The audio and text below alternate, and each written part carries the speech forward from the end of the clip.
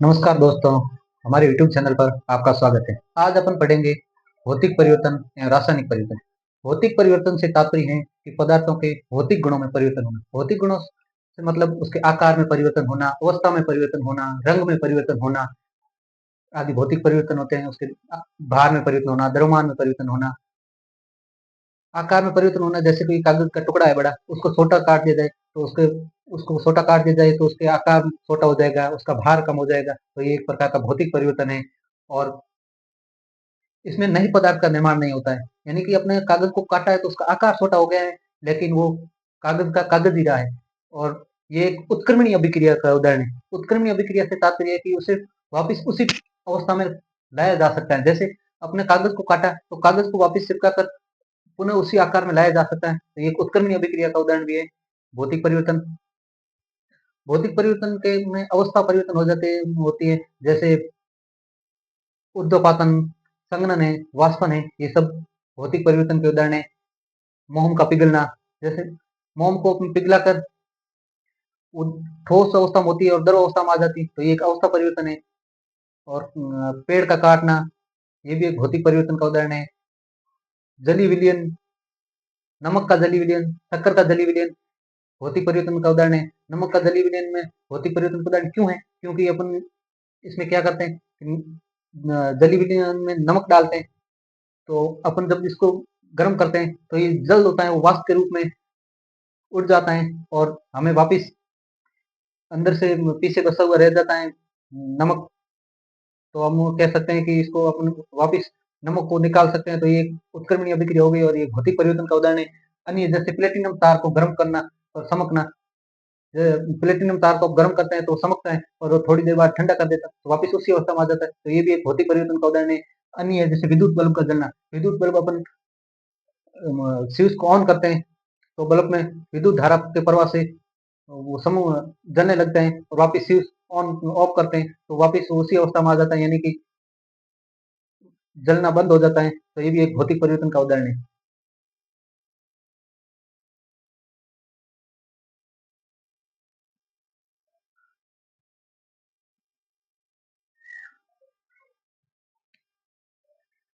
अगला है रासायनिक परिवर्तन। रासायनिक परिवर्तन से तात्पर्य है कि पदार्थ के रासायनिक गुणों में परिवर्तन होना और उससे नए पदार्थ का निर्माण होता है। और ये अनुत्क्रमणीय अभिक्रिया का उदाहरण है। अनुत्क्रमणीय अभिक्रिया से तात्पर्य है कि पदार्थ को वापिस जैसा होता है वैसा नहीं बनाया जा सकता, अर्थात उसे उसी अवस्था में वापिस नहीं लाया जा सकता है। जैसे दही का जमना, अपन दूध से दही को जमाते हैं तो इसको वापिस दूध नहीं बनाया जा सकता है। तो ये एक अनुत्क्रमणीय अभिक्रिया है और एक रासायनिक अभिक्रिया का उदाहरण है। और फल या सब्जी को काटने पर उसका रंग में परिवर्तन होता है। कई बार अपन देखते हैं कि अपन सब्जी को काट के रख देते हैं और थोड़ी देर के लिए रख देते हैं तो उस पर कुछ भूरी भूरी परत आने लग जाती है। तो वो ऐसा क्यों होता है? वो अलग अलग सब्जी को काटने पर उसके अलग अलग कारण होते हैं। जैसे आलू को काट कर रखने पर उसमें आयोडीन की मात्रा होती है, स्टार्च होता है आयोडीन के रूप में, वो नमी के साथ क्रिया करके परत बना लेता है। वो रंग परिवर्तन, ये रासायनिक परिवर्तन का उदाहरण है। और प्रकाश संश्लेषण भी रासायनिक परिवर्तन का उदाहरण है। श्वसन है, भोजन का पाचन है, भोजन का पकना है, क्यूणन है।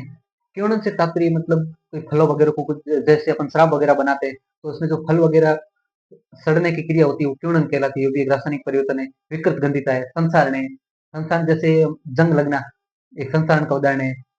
और चांदी पर काली परत जमना, कॉपर पर हरे परत जमना, ये संसारण के उदाहरण है।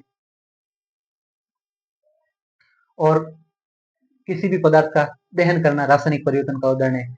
जैसे कार्बन डाइऑक्साइड का दहन करना, मैग्नीशियम के फीते का दहन करना, हाइड्रोजन का दहन करना। तो सर आप कहोगे कि आपने पहले बताया कि विद्युत बल्ब का जलना तो भौतिक परिवर्तन का उदाहरण है। हाँ, ये मैंने सही बताया, भौतिक परिवर्तन है। क्योंकि उसको अपन विद्युत स्विच ऑन करके उसमें विद्युत ऊर्जा उत्पन्न करते हैं और वापस ऑफ करते हैं तो वापस वो अपनी पहले की अवस्था में आ जाता है, अर्थात बंद हो जाता है। लेकिन इसमें अपन कार्बन डाइऑक्साइड को दहन कर देते हैं तो वापस कार्बन डाइऑक्साइड प्राप्त नहीं की जा सकती है। तो ये रासायनिक परिवर्तन का उदाहरण है। और मोमबत्ती का जलना भी रासायनिक परिवर्तन का उदाहरण है। तो आप कहोगे आपने पहले तो बताया था कि मोम का पिघलना भौतिक परिवर्तन है। हाँ, मोम का पिघलना भौतिक परिवर्तन है, लेकिन मोमबत्ती का जलना रासायनिक परिवर्तन का उदाहरण है। मोम अपन को पिघल रही हुई होती है, वो वापस अपन उसको मोम बना सकते हैं ठोस रूप में, लेकिन मोमबत्ती के जलने के बाद उसको वापस ठोस रूप में परिवर्तित नहीं कर सकते। इस कारण ये एक रासायनिक परिवर्तन का उदाहरण है। और अन्य कोई भी अन्य कई उदाहरण है जिसमें नए पदार्थ का निर्माण होता हो, अनुत्क्रमणीय अभिक्रिया हो और उसके रासायनिक गुणों में परिवर्तन हो, रासायनिक परिवर्तन होता है। Thank you.